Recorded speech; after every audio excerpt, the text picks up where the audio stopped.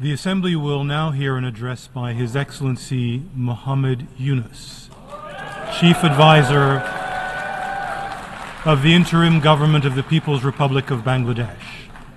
I request protocol to escort His Excellency and invite him to address the Assembly.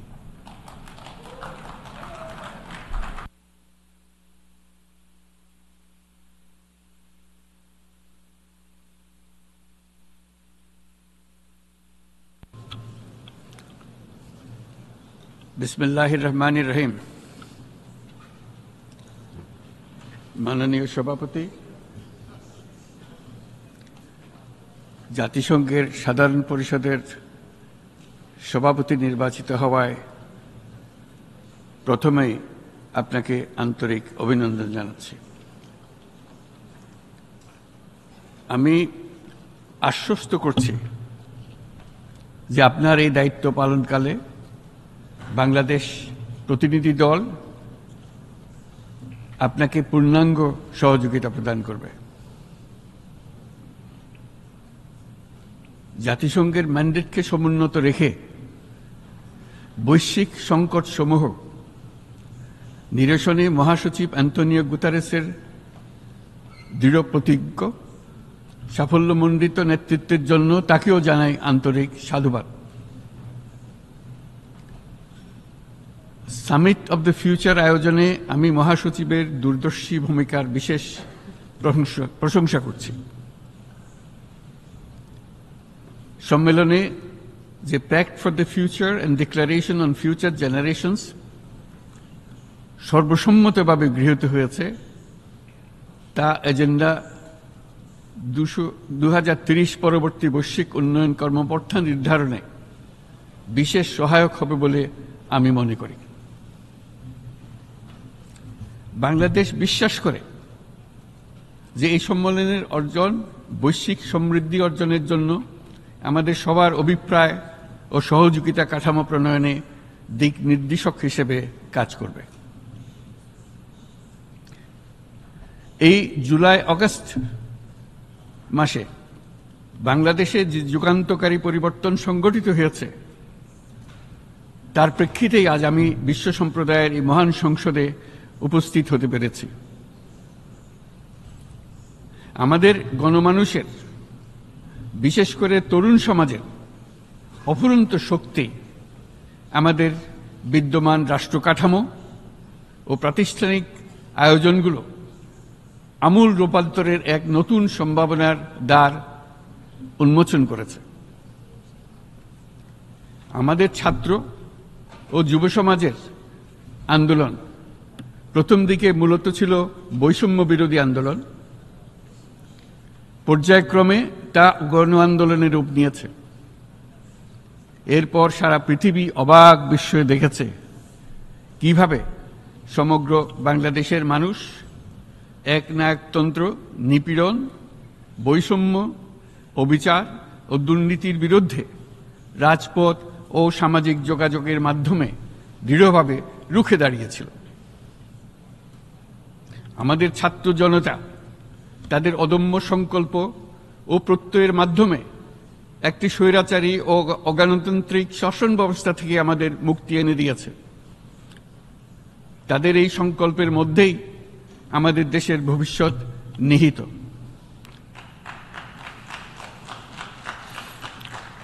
যা এই দেশকে বিশ্ব সম্প্রদায়ের মাঝে একটি দায়িত্বশীল জাতির মর্যাদায় উন্নত করবে বলে আমি বিশ্বাস করি। এই গণ আন্দোলন রাজনৈতিক অধিকার ও উন্নয়নের সুবিধাবঞ্চিত বাংলাদেশের আপামর জনসাধারণকে ঐক্যবদ্ধ করেছে।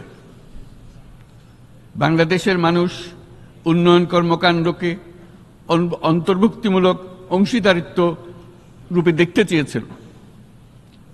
আমাদের জনগণ একটা ন্যায্য, অন্তর্ভুক্তিমূলক ও কার্যকর গণতন্ত্রের জন্য লড়াই করেছে, যার জন্য আমাদের নতুন প্রজন্ম জীবন উৎসর্গ করেছে। আমাদের এই তরুণরা যে প্রজ্ঞা, সাহস ও প্রত্যয় দেখিয়েছে তা আমাদের অভিভূত করেছে, সারা বিশ্ববাসীকে অভিভূত করেছে। বন্দুকের গুলি উপেক্ষা করে বুক পেতে দাঁড়িয়ে গিয়েছিল আমাদের এই তরুণরা। অবৈধ রাষ্ট্র ক্ষমতার বিরুদ্ধে প্রবলভাবে সোচ্চার হয়েছিল আমাদের তরুণ তরুণীরা, স্কুল পড়ুয়া কিশোর কিশোরীরা। তারা নিঃসঙ্গ চিত্তে উৎসর্গ করেছিল তাদের জীবন। শত শত মানুষ চিরতরে হারিয়েছে তাদের দৃষ্টিশক্তি। আমাদের মায়েরা, দিনমজুরিরা ও শহরের অগণিত মানুষ তাদের সন্তানদের কাঁধে কাঁধ মিলিয়ে নেমেছিল রাজপথে।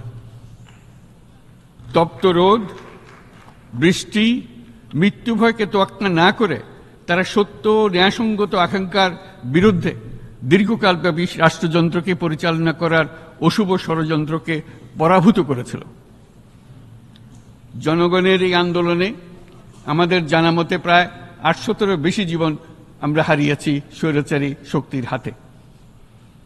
উদারনীতি, বহুত্ববাদ ও ধর্মনিরপেক্ষতার উপর মানুষের গভীর বিশ্বাস থেকেই বাংলাদেশ রাষ্ট্রের অভ্যুদয় হয়েছিল।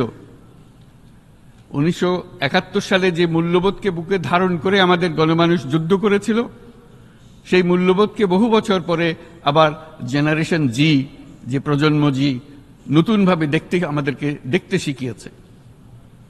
এরকমটি আমরা দেখেছিলাম 1952 সালের ভাষা আন্দোলনে, বাংলাকে মাতৃভাষা হিসেবে প্রতিষ্ঠার সময়। বাংলাদেশের এই অভ্যুত্থান আগামী দিনগুলোতে বিশ্বের বিভিন্ন প্রান্তে মানুষকে মুক্তি ও ন্যায় বিচারের পক্ষে দাঁড়াতে প্রেরণা যোগাবে। আমাদের মুক্তি ও গণতান্ত্রিক আকাঙ্ক্ষাকে বাস্তবে রূপ দিতে আমি তাই আজ বিশ্ব সম্প্রদায়কে আমাদের নতুন বাংলাদেশের সঙ্গে সম্পৃক্ত হবার উদাত্ত আহ্বান জানাচ্ছি। মাননীয় সভাপতি, যে রাষ্ট্র কাঠামো দুঃসহ হয়ে গেছে তার পুনর্গঠনের জন্য আমাদের তরুণরা, দেশের আপামর জনসাধারণ একমত হয়ে আমার এবং আমার উপদেষ্টা পরিষদের উপর আস্থা রেখে সরকার পরিচালনার এক মহান দায়িত্ব আমাদের উপর ন্যস্ত করেছে।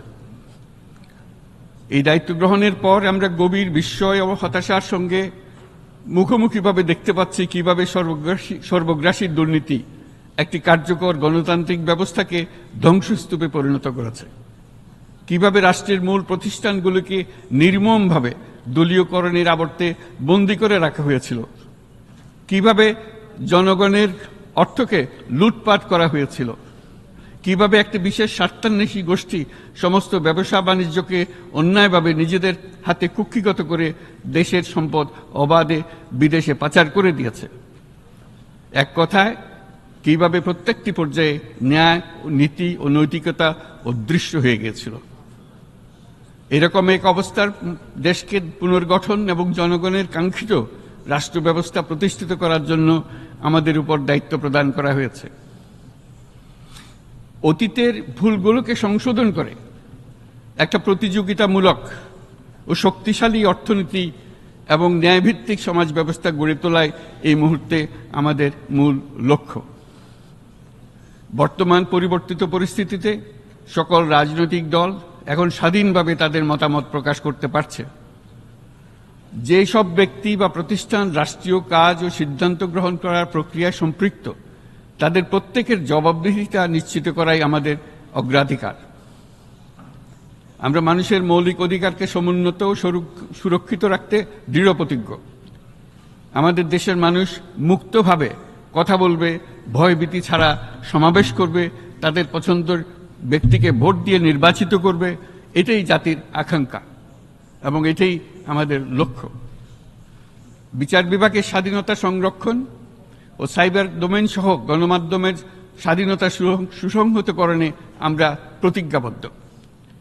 আমাদের একজন কৃষক বা একজন শ্রমিকের সন্তানও যেন সমাজের সর্বোচ্চ শিখরে পৌঁছতে পারে, সেই লক্ষ্যে বিশালকার অবকাঠামো নির্মাণের বদলে স্বাস্থ্য ও শিক্ষা খাতে বরাদ্দ বৃদ্ধির আমরা গুরুত্ব আরোপ করছি।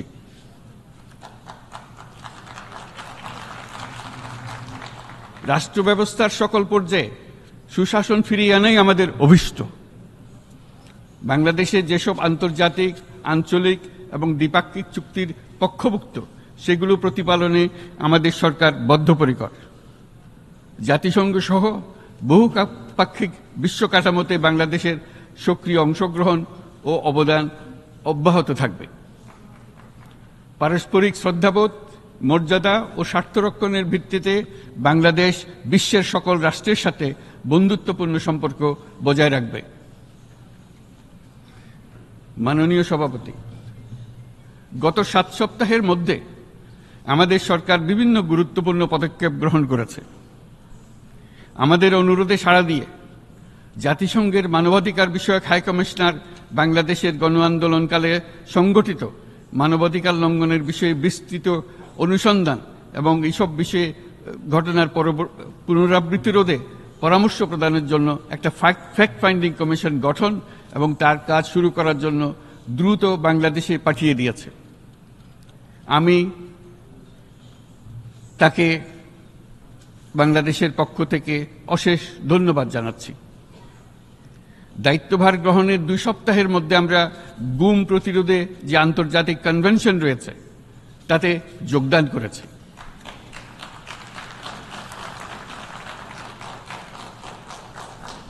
এর আশু বাস্তবায়নের জন্য প্রয়োজনীয় দেশীয় আইন ও বিধি প্রণয়নে আমরা এখন প্রক্রিয়া শুরু করেছি। বাংলাদেশে গত 1.5 দশকে যে সমস্ত গুমের অভিযোগ রয়েছে সেগুলো তদন্ত করার জন্য একটি তদন্ত কমিশন এই মুহূর্তে কর্মরত আছে।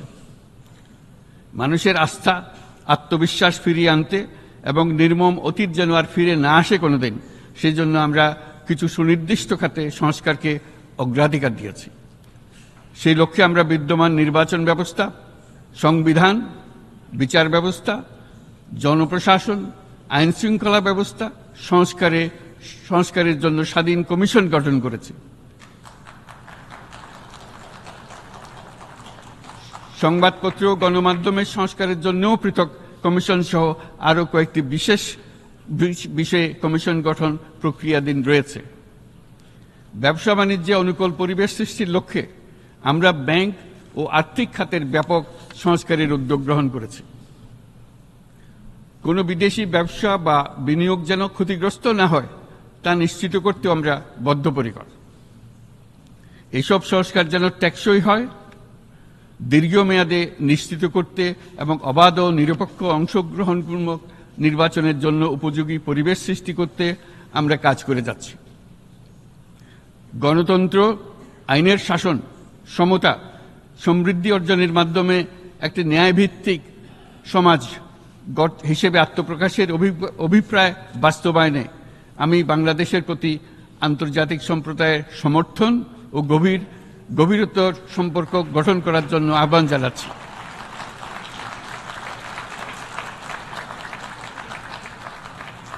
মাননীয় সভাপতি, বাংলাদেশ মনে করে যে শান্তি রক্ষা ও সংঘাত মোকাবেলা জনগণের সমৃদ্ধি নিশ্চিত করার মূল চালিকা শক্তি। সাম্প্রতিক বিপ্লবকালে আমাদের ইতিহাসের সবচেয়ে কঠিনতম সময়ে জনগণের মুক্তির আকাঙ্ক্ষা পূরণে তাদের পাশে দৃঢ়ভাবে দাঁড়িয়ে আমাদের সাহসী সশস্ত্র বাহিনীসমূহ আরও একবার শান্তির প্রতি তাদের অঙ্গীকার প্রমাণ করেছে।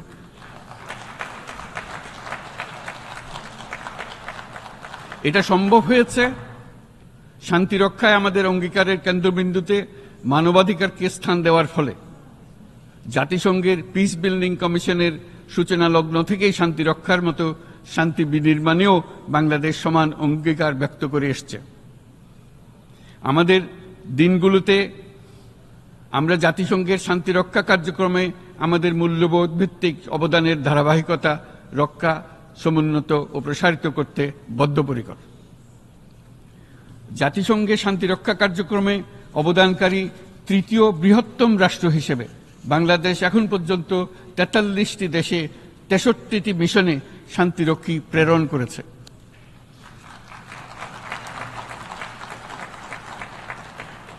বসনিয়া থেকে শুরু করে কঙ্গো পর্যন্ত বিশ্বের বিভিন্ন প্রান্তে এসব মিশনে দায়িত্ব পালনকালে 168 জন বাংলাদেশি শান্তিরক্ষী নিজেদের জীবন বিসর্জন দিয়েছে। আমরা আশা করি যে কোনো অবস্থায় নানা প্রতিকূলতা সত্ত্বেও জাতিসংঘের ভবিষ্যৎ শান্তিরক্ষী কার্যক্রমগুলোতে বাংলাদেশের প্রতিরক্ষা বাহিনীর সদস্যরা একইভাবে অবদান রাখার সুযোগ পাবে।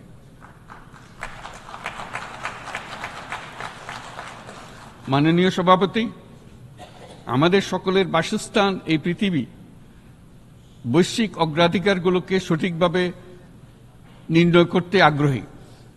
জলবায়ু পরিবর্তন আমাদের সকলের অস্তিত্বের প্রতি হুমকি স্বরূপ। এই গ্রীষ্মে সর্বকালের রেকর্ড ভঙ্গকারী তাপদাহ আমাদের জলবায়ুজনিত পরিবর্তনের কথা স্পষ্টভাবে স্মরণ করিয়ে দিয়েছে।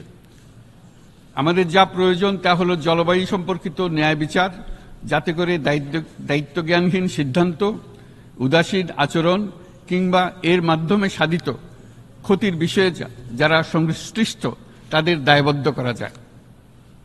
জলবায়ু পরিবর্তনজনিত দীর্ঘমেয়াদী প্রভাবগুলো অপূরণীয় ক্ষতির কারণ হয়ে দাঁড়িয়েছে। আমরা জীব বৈচিত্র্য হারিয়ে ফেলছি। প্যাথোজেনের পরিবর্তনের ফলে নতুন রোগ বাড়ছে। কৃষিক্ষেত্রে চাপ বাড়ছে ক্রমাগতভাবে। পানি সম্পদ ঝুঁকিতে ফেলছে আমাদের বাসযোগ্যতাকে। সমুদ্র পৃষ্ঠের উচ্চতা বৃদ্ধি এবং লবণাক্ততা আমাদের ক্ষতি করছে প্রতিনিয়ত। ঘূর্ণিঝড়ের সংখ্যা ও মাত্রা বৃদ্ধির কারণে যেই ক্ষতি হচ্ছে তাকে উপেক্ষা করার সুযোগ নেই। ক্ষুদ্র কৃষক, প্রান্তিক পর্যায়ে জীবিকা অন্বেষণকারীরা জলবায়ু পরিবর্তনজনিত ঝুঁকির মুখোমুখি হচ্ছে সবচেয়ে বেশি। আমি আজ এই বিশ্ব সভায় যখন কথা বলছি তখন বাংলাদেশের পূর্বাঞ্চলে 50 লাখেরও অধিক মানুষ তাদের জীবদ্দশায় হওয়া সবচেয়ে ভয়াবহ বন্যা মোকাবেলা করে যাচ্ছে। মহাসচিব গুতেরেস আমাদেরকে দেখিয়েছেন যে বিদ্যমান পরিক্রমা অব্যাহত থাকলে বিশ্বের গড় তাপমাত্রা 2.7 ডিগ্রি সেলসিয়াস বৃদ্ধির দিকে অগ্রসর হতে থাকবে। তাই বাংলাদেশের মতো জলবায়ু ঝুঁকিতে থাকা দেশগুলোতে অভিযোজনের জন্য ব্যাপক বিনিয়োগের আহ্বান জানাচ্ছি।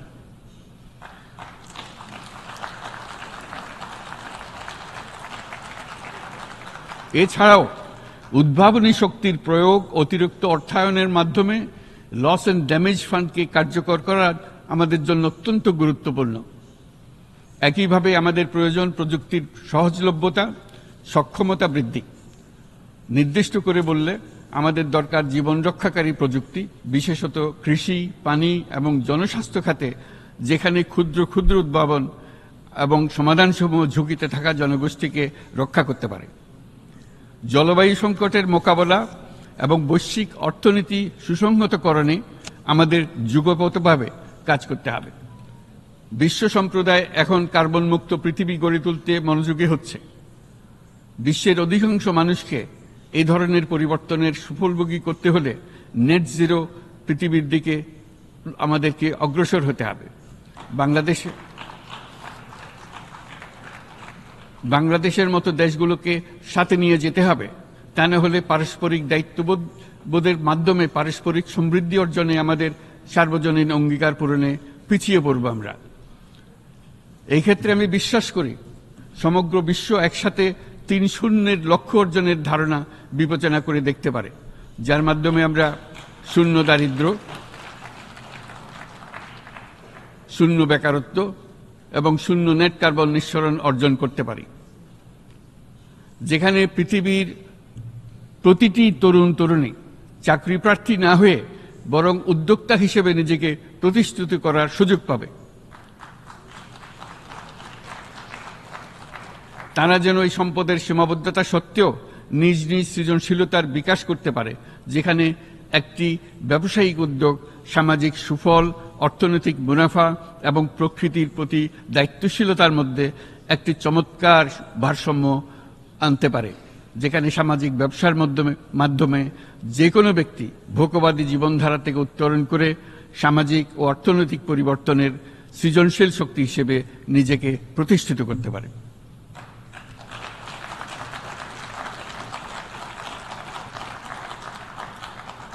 এই সময়ে তাই প্রয়োজন উন্নত উন্নয়নশীল সকল দেশসমূহ এবং বিভিন্ন অংশীদারদের মধ্যে নতুন দৃষ্টিভঙ্গি, নতুন মূল্যবোধ এবং নতুন একতা। সামগ্রিকভাবে এই লক্ষ্য অর্জনে জাতিসংঘ ব্যবস্থা, জাতীয় আঞ্চলিক পর্যায়ে সরকারসমূহ, সকল ব্যবসা প্রতিষ্ঠান, বেসরকারি অংশীজন এবং দাতব্য সংস্থাগুলোকে একসঙ্গে কাজ করতে হবে। আমাদের অর্থনৈতিক কাঠামোতে সামাজিক ব্যবসাকে স্থান দিলেই নিচের অর্ধেকাংশ মানুষের জীবনে তা বিরাট পরিবর্তন আনতে পারে।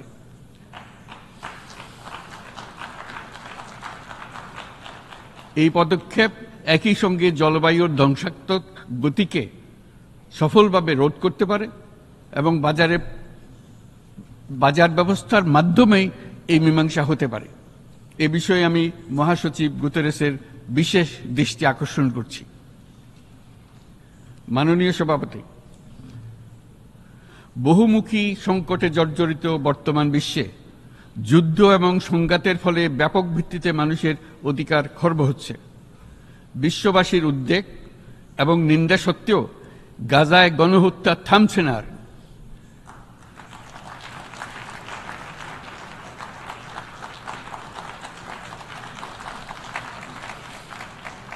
ফিলিস্তিনের মতো বিদ্যমান বাস্তবতা কেবল আরব কিংবা মুসলমানদের জন্যই উদ্বেগজনক নয়, বরং তা সমগ্র মানব জাতির জন্যই উদ্বেগের বিষয়।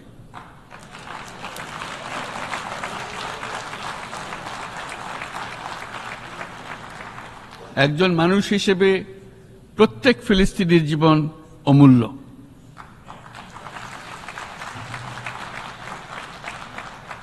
ফিলিস্তিনের জনগণের বিরুদ্ধে যে মানবতা বিরোধী অপরাধ হচ্ছে তার জন্য সংশ্লিষ্ট সকলকে দায়বদ্ধ করতে হবে।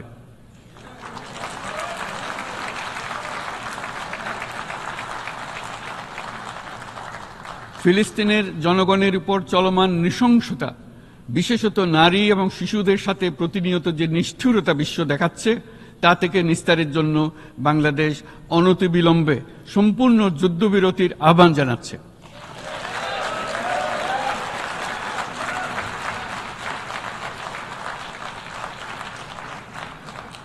দ্বিরাষ্ট্রভিত্তিক সমাধানেই মধ্যপ্রাচ্যে টেকসই শান্তি আনতে পারবে।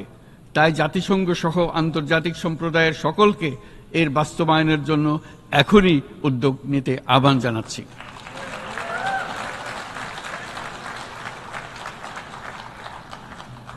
গত 2.5 বছর ধরে ইউক্রেনে চলমান যুদ্ধে বহু মানুষ প্রাণ হারিয়েছে।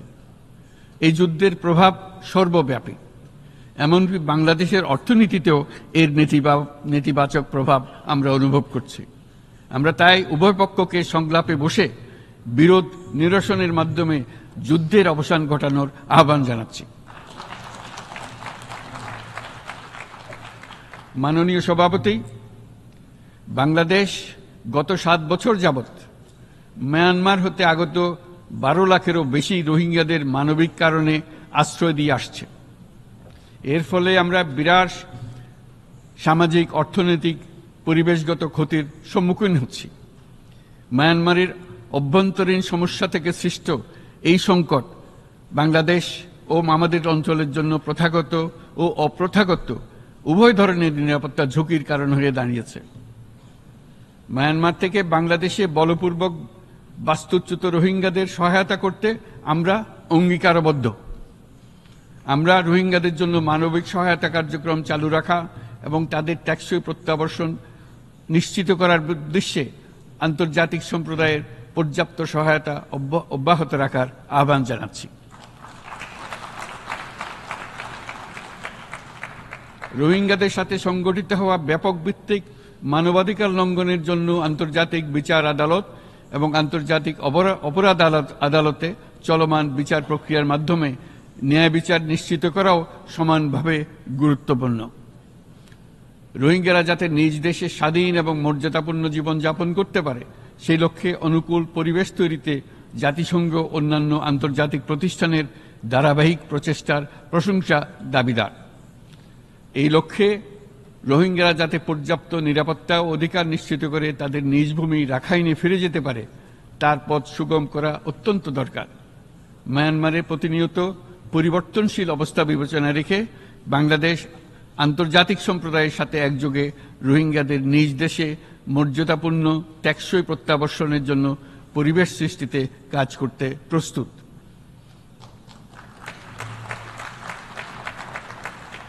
মাননীয় সভাপতি, রাজনৈতিক মুক্তি এবং সামাজিক অর্থনৈতিক জাগরণ ব্যতীত শান্তি ও নিরাপত্তা নিশ্চিতে সাফল্য অর্জন করা সম্ভব নয়।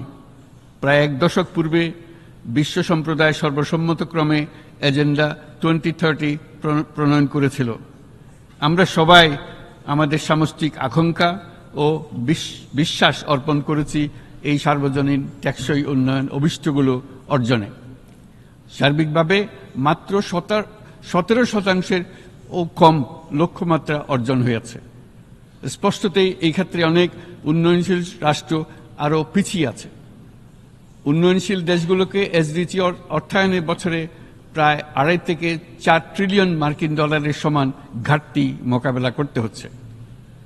উন্নয়নশীল বিশ্বের ঋণের বোঝা, ক্ষয়িষ্ণু আর্থিক সক্ষমতা এবং জলবায়ু পরিবর্তনের ক্ষতিকর প্রভাবের কারণে বাংলাদেশের মতো দেশগুলিতে বেশি ঝুঁকিতে রয়েছে। আমরা আশা করি উন্নয়নের জন্য অর্থায়ন সংক্রান্ত চতুর্থ আন্তর্জাতিক সম্মেলনে এই ধরনের জটিল এবং কাঠামোগত সমস্যাগুলোর দিকে নজর দেওয়া হবে। বহুপাক্ষিক আর্থিক প্রতিষ্ঠানগুলোকে এমন অভিন্ন লক্ষ্যে নিয়ে যাওয়ার কাজ করতে হবে যাতে সকল রাষ্ট্র সমানভাবে সম্পদ ও সুযোগের ব্যবহার করতে পারে। তারা নিজেদের কর্মসূচিতে সামাজিক ব্যবসাকে গুরুত্বপূর্ণ ভূমিকা দিতে পারে, যাতে নিম্ন আয়ের দেশগুলোর বাস্তবতাকে বিশেষভাবে মোকাবেলা করা যায়, যা ব্যবসায়ী উদ্যোগ এবং ব্যক্তির সৃজনশীলতাকে উদ্বুদ্ধ করে, যা বঞ্চিত জনগোষ্ঠীকে বিশালভাবে সহায়তা করে। এই ক্ষেত্রে অবৈধ অর্থের প্রবাহ এবং উন্নয়নশীল দেশগুলো থেকে সম্পদ পাচার বন্ধ করা অত্যন্ত আবশ্যক। উন্নয়নশীল দেশগুলো থেকে পাচার হয়ে যাওয়া সম্পদ ফেরত আনার জন্য আন্তর্জাতিক সহযোগিতা জোরদার করতে হবে। আমরা আশা করি কর ফাঁকি রোধে আন্তর্জাতিক কর কনভেনশন অতি শীঘ্রই গৃহীত হবে। মাননীয় সভাপতি, আমরা যে নিবিড়ভাবে সংযুক্ত বিশ্বে বসবাস করছি, সেখানে অভিবাসন এবং মানুষের অবাধ প্রবাহ এক অলঙ্ঘনীয় বাস্তবতা। বাংলাদেশি নাগরিকরা প্রতিনিয়ত বিভিন্ন দেশে অভিবাসী হিসেবে যাচ্ছেন। তারা বিভিন্ন দেশে তাদের কর্মসংস্থানের সন্ধানে আছেন। বিশ্বের বিভিন্ন প্রান্তে এই মুহূর্তে প্রায় 1.5 কোটি প্রবাসী বাংলাদেশি আছেন। সকলের জন্য অভিবাসনের উপযোগিতা নিশ্চিত করতে বিশ্ব সমাজকে নিরাপদ, সুশৃঙ্খল এবং নিয়মিত মর্যাদাপূর্ণ অভিবাসনের পথ সুগম করতে হবে। আন্তর্জাতিক সম্প্রদায়কে অভিবাসীদের মানবাধিকার এবং তাদের প্রতি মানবিক আচরণ নিশ্চিত করতে হবে। অভিবাসনের উপর 2018 সালে যে গ্লোবাল কম্প্যাক্ট অন মাইগ্রেশন গৃহীত হয়েছে, তার পূর্ণ বাস্তবায়নে বাংলাদেশ প্রতিশ্রুতিবদ্ধ এবং একই সাথে অনিরাপদ অভিবাসন রোধেও আমরা বদ্ধপরিকর। মাননীয় সভাপতি, প্রতি বছর প্রায় 25 লক্ষ তরুণ তরুণী বাংলাদেশের শ্রমবাজারে যুক্ত হচ্ছেন। বাংলাদেশের বিপুল জনশক্তির প্রায় 2/3 তরুণ। এই জনশক্তিকে বর্তমান ও আগামীর জন্য গড়ে তোলা বাংলাদেশের জন্য একটা বড় চ্যালেঞ্জ। ক্রমপরিবর্তনশীল কর্মজগতে একজন তরুণকে প্রতিনিয়ত নতুন দক্ষতা অর্জন করতে হয়। এই কর্মপরিবেশের সাথে মানিয়ে নেওয়া শিখতে হয়। এই জন্য বাংলাদেশ যখন মধ্যম আয়ের দেশ হিসেবে উন্নতি হচ্ছে, তখন আমরা শিক্ষা এবং প্রযুক্তিগত সহায়তা লাভের উপর বিশেষ জোর দিচ্ছি। এবার কৃত্রিম বুদ্ধিমত্তার বিষয়ে আসি। কৃত্রিম বুদ্ধিমত্তার অভাবনীয় বিকাশ এবং এর বহুমাত্রিক প্রয়োগে বাংলাদেশ বিশেষভাবে আগ্রহী। আমাদের তরুণ সমাজ জেনারেটিভ আর্টিফিশিয়াল ইন্টেলিজেন্সের সম্ভাবনা নিয়ে উচ্ছ্বসিত। একজন বিশ্ব নাগরিক হিসেবে তারাও চায় নতুন পৃথিবীতে নিয়োজিত হতে, কর্মক্ষম হিসেবে নিজেকে গড়ে তুলতে। বাংলাদেশের মতো বৃহৎ তরুণ জনগোষ্ঠীর দেশ যাতে কৃত্রিম বুদ্ধিমত্তার প্রয়োগজনিত অর্জিত সুফল থেকে পিছিয়ে না পড়ে, বিশ্ব সম্প্রদায়কে তা নিশ্চিত করতে হবে।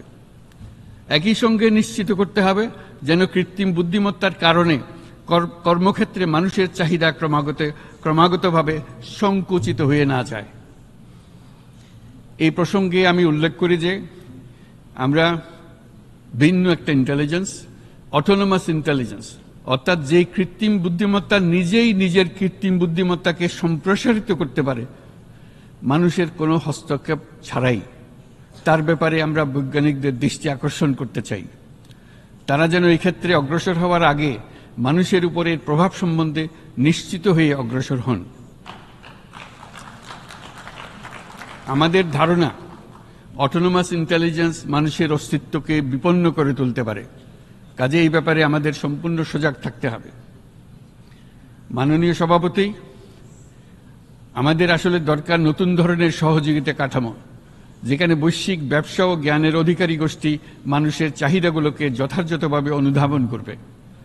আন্তর্জাতিক সহযোগিতার মাধ্যমে উন্নয়নশীল দেশগুলোর জন্য এমন একটি রূপান্তরকারী ব্যবস্থা তৈরি করতে হবে যা কর্মসংস্থান, আর্থসামাজিক প্রতিকূলতা বা জীবিকার জন্য যুৎসয় সমাধান নিশ্চিত করবে।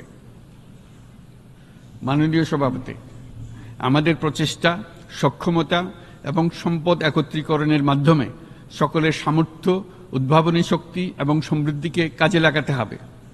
আর্থসামাজিক উন্নয়ন এবং জলবায়ু সহনশীলতা নিয়ে আমরা প্রতিনিয়ত যে প্রতিকূলতার সম্মুখীন হচ্ছি, সম্মিলিত উদ্যোগের মাধ্যমে তার মোকাবেলা করতে হবে। বৈশ্বিক দক্ষিণের দেশগুলোকে অনন্য অর্থনৈতিক এবং সামাজিক প্রেক্ষাপটে দক্ষিণ দক্ষিণ এবং ত্রিভুজীয় সহযোগিতা এই ক্ষেত্রে বিশেষভাবে সহায়ক হতে পারে বলে আমি মনে করি। বৈশ্বিক দক্ষিণের আওয়াজকে বিশ্বব্যাপী জোরালোভাবে তুলে ধরার জন্য প্রয়োজন সম্মিলিত উদ্যোগ। সেজন্য বৈশ্বিক এজেন্ডা প্রণয়ন ও বাস্তবায়ন নিশ্চিত করতে বৈশ্বিক দক্ষিণের দেশগুলোর মতামতকে যথাযথ গুরুত্বের সাথে বিবেচনা করতে হবে। জনাব সভাপতি, কোভিড অতিমারির অভিজ্ঞতায় আমরা দেখেছি জনস্বাস্থ্যে ব্যাপক বিনিয়োগ কতটা গুরুত্বপূর্ণ হতে পারে। বিশ্ব স্বাস্থ্য সংস্থায় বৈশ্বিক অতিমারি চুক্তির চলমান আলোচনায় বাংলাদেশ নেতৃত্ব প্রদান করে চলেছে। আমরা চাই কার্যকর আন্তর্জাতিক সহযোগিতা, জনস্বাস্থ্য ব্যবস্থায় অর্থায়ন, প্রযুক্তি হস্তান্তর, গবেষণা ও উন্নয়ন, ভ্যাকসিন থেরাপিউটিক্সের উৎপাদন, বহুমুখীকরণ এবং সকল ভ্যাকসিনকে মেধাস্বত্ব অধিকার মুক্ত ঘোষণা করার ব্যাপারে ঐক্যমত্য গঠন। অসংক্রামক রোগসমূহের বিরুদ্ধে লড়াইয়ে এই বিষয়গুলি অত্যন্ত গুরুত্বপূর্ণ। জনাব সভাপতি, এবছর আমরা জাতিসংঘের সাথে বাংলাদেশের অংশীদারিত্বের সুবর্ণ জয়ন্তী উদযাপন করছি। গত 50 বছর ছিল আমাদের জন্য একটা পারস্পরিক শিক্ষণীয় সম্মিলিত যাত্রা। সীমিত উপায়ে বাংলাদেশ বৈশ্বিক শান্তি ও নিরাপত্তা, ন্যায়, সমতা, মানবাধিকার প্রতিষ্ঠায় ধারাবাহিকভাবে অবদান রেখে আসছে। আমাদের সমন্বিত প্রয়াসের পেছনে আছে সত্যিকার অর্থে একটি নিয়মভিত্তিক বৈশ্বিক ব্যবস্থা গড়ে তোলা। এই প্রসঙ্গে উদাহরণ হিসেবে আমি স্মরণ করছি 1999 সালে জাতিসংঘ সাধারণ পরিষদে ক্ষুদ্র ঋণের উপর গৃহীত রেজুলেশনের কথা। সেই সময় জাতিসংঘ 2005 সালকে ইয়ার অফ মাইক্রোক্রেডিট ঘোষণা করেছিল, যার ফলে ক্ষুদ্র ঋণ বিশ্বব্যাপী সম্প্রসারিত হবার সুযোগ পেয়েছিল। একই সময়ে বাংলাদেশের উদ্যোগে গঠিত হয়েছিল ফ্রেন্ডস অব মাইক্রোক্রেডিট। 2001 সাল থেকে সাধারণ পরিষদে কালচার অফ পিস সংক্রান্ত বাৎসরিক যে রেজলিউশন গৃহীত হয়ে আসছে, বা নিরাপত্তা পরিষদে নারী, শান্তি ও নিরাপত্তা সংক্রান্ত যে 1325 নম্বর রেজলিউশন গৃহীত হয়েছিল, তা বাংলাদেশের বিশ্বজনীন উদ্যোগগুলোর প্রতিফলন এবং অবদান। মাননীয় সভাপতি, আজ এই মহান বিশ্বসভায় বিশ্ব নেতৃবৃন্দের উপস্থিতিতে প্রতিধ্বনিত হচ্ছে শান্তি, নিরাপত্তা, ন্যায় বিচার প্রতিষ্ঠা এবং সম্পদের সুষম বন্টনের মাধ্যমে সকলের অন্তর্ভুক্তি নিশ্চিত করার আহ্বান। সদস্য রাষ্ট্র হিসেবে আমাদের প্রত্যেককে আজ গভীরভাবে অনুধাবন করতে হবে কিভাবে আমরা নারী, পুরুষ সকলের জন্য ও আগামীর দিনগুলোতে উদ্যোক্তা হবার সমান সুযোগ সৃষ্টি এবং তাদের ক্ষমতায়ন নিশ্চিত করতে পারি। সকল বৈশ্বিক সমস্যার সমাধানের জন্য আমাদের সবার হাতে যথেষ্ট সক্ষমতা, সম্পদ এবং উপায় রয়েছে। আসুন আমরা জাতীয় বা আন্তর্জাতিক যেসব প্রতিশ্রুতি দিয়েছি তা বাস্তবায়ন করি এবং অর্থনৈতিক ক্ষেত্রে সামাজিক ব্যবসার ধারণা প্রতিষ্ঠিত করে সকল প্রকার বৈষম্য ও অসমতার অবসানে ঐক্যবদ্ধভাবে আমরা কাজ করি। বাংলাদেশের তরুণরা প্রমাণ করেছে যে মানুষের স্বাধীনতা, মর্যাদা ও অধিকার সমুন্নত রাখার অভিপ্রায় কোনো উচ্চাভিলাষ নয়, বরং এটা সকলের নিশ্চিত প্রাপ্য। আজ এই মহান সমাবেশে আপনাদের উপস্থিতিতে শান্তি, সমৃদ্ধি ও ন্যায় বিচার নিশ্চিত করতে আন্তর্জাতিক, আঞ্চলিক এবং জাতীয় পর্যায়ে বাংলাদেশে তার ভূমিকাকে ক্রমাগতভাবে জোরদার করার নিশ্চয়তা দিচ্ছে। আজ আপনাদের সবাইকে শুভেচ্ছা জানাচ্ছি, ধন্যবাদ জানাচ্ছি।